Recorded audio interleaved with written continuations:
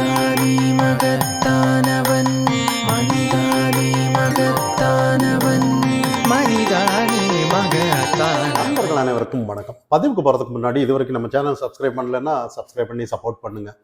கடந்த வாரம் அண்ணாமலை ப்ரெஸ் மீட்டிங்கில் வந்து டெல்லிக்கு போயிட்டு வந்திருந்தாரு.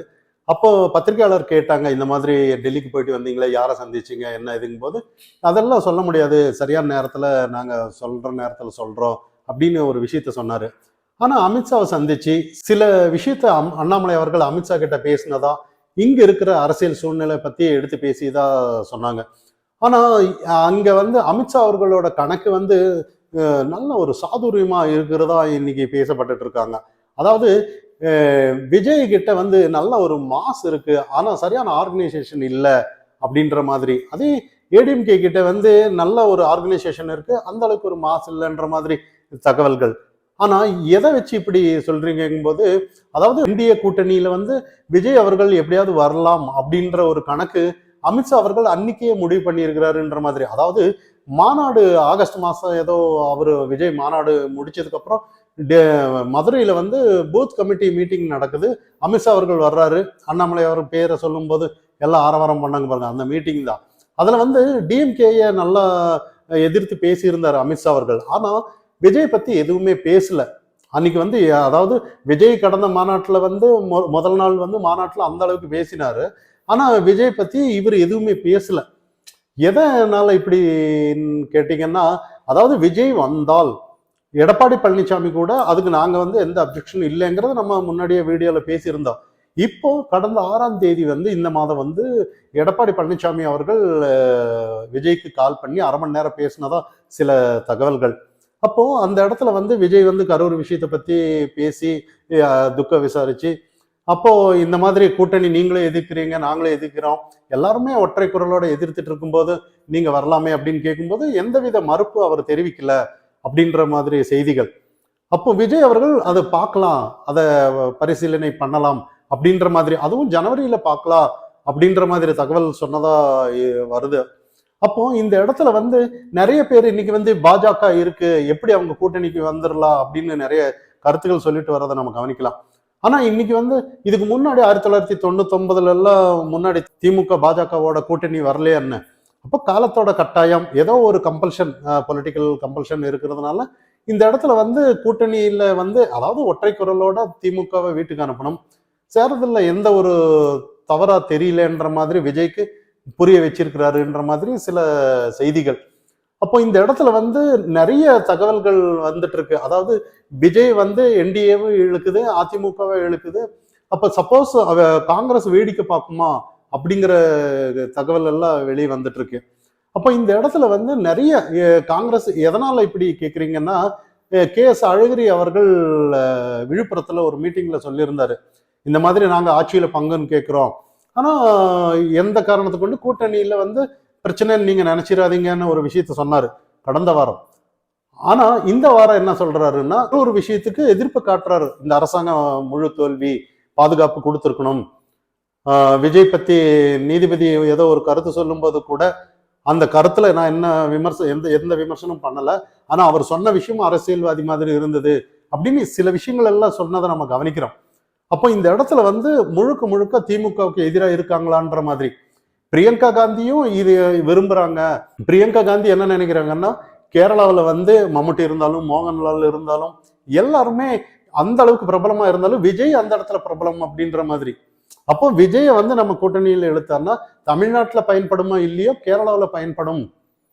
நிறைய ஒவ்வொருத்தரும் வச்சு இப்போ விஜயை வந்து எல்லாருமே அந்த அளவுக்கு இலக்காரமா பண்ணிட்டு இருந்ததை நம்ம கவனிக்கிறோம். நான் விஜய்க்கு சப்போர்ட் பண்ணல, ஆனா இருந்தாலும் சரியான ஒரு ஆர்கனைஸ் இருந்தானா அவர் உண்மையிலேயே பக்காவா வரலாம் அப்படிங்கிறது தான் எல்லாருமே கணிக்கிறாங்க. ஏன் திமுக பயப்படுது, ஏன் திமுக இந்த அளவுக்கு பயப்படுது, ஏன் இந்த அளவுக்கு திருமாவளவன், நாம் தமிழர், சீமான் எல்லாம் ஏன் இந்த அளவுக்கு முட்டு கொடுக்கணும் திமுகவுக்கு விஜய் எதிர்த்து? அப்ப இந்த இடத்துல விஜய் அவர்கள் ஏதோ ஒரு பொலிட்டிக்கல்ல வந்து சரியான ஒரு பவரா வருவாரு. அதாவது 2029 வரலாம், இல்ல கடந்த அடுத்த இப்பவே முதலமைச்சர் ஆகணுங்கிறதெல்லாம் அவர் நினைக்க மாட்டாரு. அதாவது இப்பத்துல இருந்து வரலாம் அப்படின்ற மாதிரி தான் அவங்க நினைப்பாங்க. அப்ப இந்த இடத்துல வந்து அதிமுகவும் பாஜகவும் இதே டிவிகே சப்போஸ் 2026 தேர்தலில் கூட்டணி ஆயிட்டோன்னா இங்க வந்து 1991 தேர்தலில் அப்போ திமுக எல்லாம் இனி வந்து எந்த காரணத்தை கொண்டு வரவே வராது அப்படின்ற கருத்து தான் சில அரசியல் வல்லுநர்கள் எல்லாம் பேசிட்டு இருக்கிறத நம்ம கவனிக்கிறோம். ஆனா இந்த இடத்துல வந்து விஜய் வந்து இந்த கரூர் விஷயத்தை வச்சு ஏதோ ஒரு விஷயத்த இன்னைக்கு வந்து நிறைய பேர் சொல்லிட்டு இருக்காங்க. இன்னைக்கு வீடியோ கால்ல பேசுறாரு, ஏன் நேரா போகலையா அப்படின்றதுக்கு. நயினார் நாகேந்திரன் அவர்களும் கூட ஒரு விஷயத்த சொல்லியிருந்தாரு. அவரை மக்கள் போனாலே மிதிச்சு கொள்றாங்க, அவரு வந்தான்னா அவருக்கு என்ன பாதுகாப்பு இருக்கு அப்படின்ற மாதிரி சொல்றாரு. இந்த மக்களுக்கு இங்க பாதுகாப்பே இல்லைன்ற மாதிரி ஒரு விஷயத்த சொல்லிட்டு வர்றதை நம்ம கவனிக்கிறோம். அண்ணாமலை அவர்கள் மக்கள் இங்கேயே உள்ளூர் அரசியல ஊசலாடிட்டு இருக்கும்போது நீங்க காசாவுக்கு போறீங்கன்னு நேத்து கலாய்ச்சதெல்லாம் நம்ம கவனிச்சோம். அப்போ இங்க வந்து திமுக வந்து பயந்துட்டாங்கிறத ஒன்று கவனிக்கணும். அதிமுகவில் நேத்து குமாரபாளையம் திருச்செங்கோடுல வந்து அந்த அளவுக்கு ஒரு பெரிய கூட்டம் வந்திருக்கு. அதுல எடப்பாடி பழனிசாமி அவர்கள் சொன்னாரு, பெரிய கூட்டணி வரப்போகுது, பிள்ளையார் சுழி போட்டாச்சு, கொடி பறக்குது பாருங்க அப்படின்னு சொல்லும்போது அந்த இடத்துல வந்து டிவிக்கு கொடி பறக்குது. ஆனா அதை வந்து இன்னைக்கு திமுக கட்சிக்காரங்க எல்லாம் அது அதிமுக காரர் தான் ஆட்டிட்டு இருக்காங்க, அது ஆக்சுவலா டிவிக்கு கிடையாதுன்னு சொல்லி உருட்டுறாங்க. அது இருந்தாலும் கூட அவங்களுக்கு ஒரு பயம் வந்துருச்சுங்கிறது தெல்ல தெளிவா இங்க தெரியுது. அப்போ இந்த 2026 தேர்தலில் வந்து டெல்லி தலைமை ஆனாலும் சரி, அண்ணாமலை ஆனாலும் சரி, இங்க இருக்கிற பிஜேபி கட்சிக்கு ஆனாலும் சரி, நல்ல ஏதோ ஒரு சாதுரியமான ஒரு விஷயத்த நிலைப்பாடை எடுத்துட்டு இருக்காங்கிறது நமக்கு தெரியுது. ஆனா விஜய் அவர்கள் வந்து அவருக்கு கூட ஏதோ ஒரு விஷயம் வேணும். அதாவது மத்தியிலையும் அவருக்கு ஒரு சப்போர்ட் வேணும், மாநிலத்திலையும் ஏதோ ஒரு சப்போர்ட் வேணும். கண்டிப்பா தனித்து நிக்கிறதுங்கிறது அவர் இன்னும் கனவுலையும் நினைக்க மாட்டாருங்கிறது இந்த கரூர் விஷயத்திலேயே நமக்கு தெரியுது. அப்போ இதை தாண்டி வந்து இன்னைக்கு வந்து 2026 தேர்தலில் வந்து எல்லாமே ஒரு வாட்ச் பண்ணிட்டு இருக்காங்க இங்க தமிழக அரசியல் எப்படின்னு.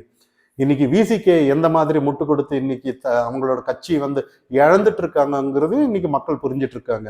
அதே மாதிரி நாம் தமிழர் கட்சி சீமான் அவர்கள் பெரிய லெவல்ல பேசினாங்க, இவங்க எல்லாம் பெரிய கட்சின்னு சொல்லி.